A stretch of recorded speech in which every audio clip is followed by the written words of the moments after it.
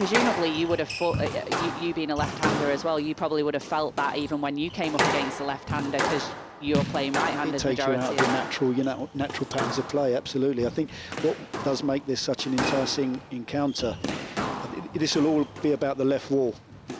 Shot-wise, maybe not as obvious, but actually, when in terms of movement in the women's game, when the court can get, the spaces can get quite big, what she's able to do is now hit a shot in the back corners and actually get up to the tee and able to cover the front half just that little bit more. And it really shows against these girls that are able to expose her into the front.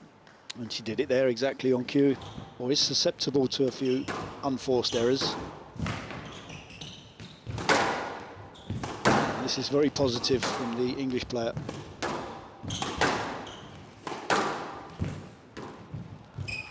That's nice. Doesn't matter. You still got to hit your targets. It doesn't matter what pace you're playing at, does it? If you're hitting the ball in the service box, she's throwing the ball in short, off serve, not building any rallies. Another service box ball, another service box ball. This is brilliant, absolutely brilliant from Jasmine Hutton. Perfect start. Game to love.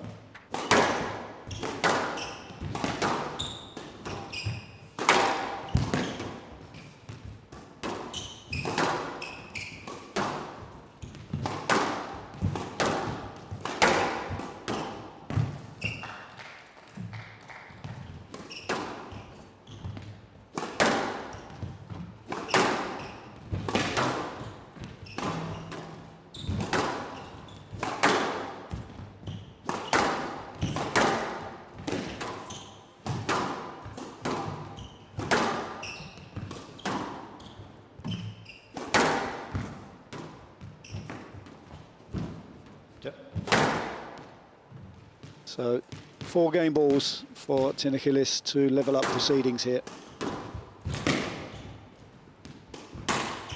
That is just far too many errors from Jasmine Hutton. You know, near her best, she'd surely admit that by her own standards. First game was pretty poor, even just from a body language and attitude perspective. The second game was definitely a pick-up, I feel like helped by the Norton in between games pep talk.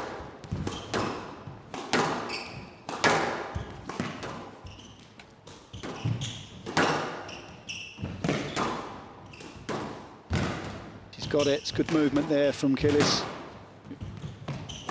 She's certainly having to dig deep here, the Belgian. As you said, she's not entirely happy out there, Laura, but... Most people are just like, well, if you stood on the tee and you've hit a really wide ball, I haven't meant to hit you, but get out my way, sort of thing. Seems that everybody's got a bit friendly on tour and they're now all playing lets. And just, it's actually really nice to see that. Shows how much she wants to win, and game ball down, it'd be really, you'd be going bonkers as a coach if you don't take a stroke there. No let. The ball's passed. If she was to lose this game. Yeah. Another good lead, wasn't it? Squandered. But again, you know, it's all well and good giving Jazz Hutton the credit. Conduct warning. Sorry. Racket abuse.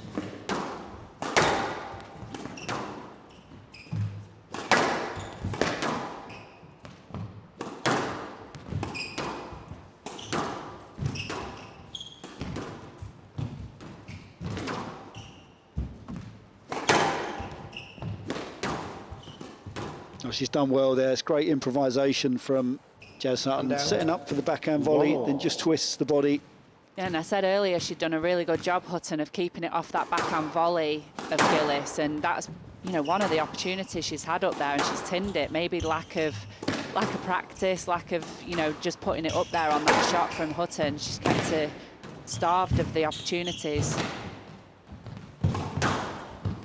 Again, just what I'm seeing in that first game, what was so impressive for me, Laura, with Jasmine, was hunting of the ball through the middle of the court, not even allowing the ball to get behind her in the back 2 corners. Hand out. For Tina Gilis to come through a very tricky opponent will be absolutely furious.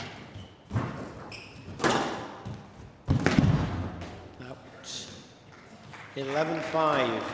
Match to Gilis. 3 games to 1.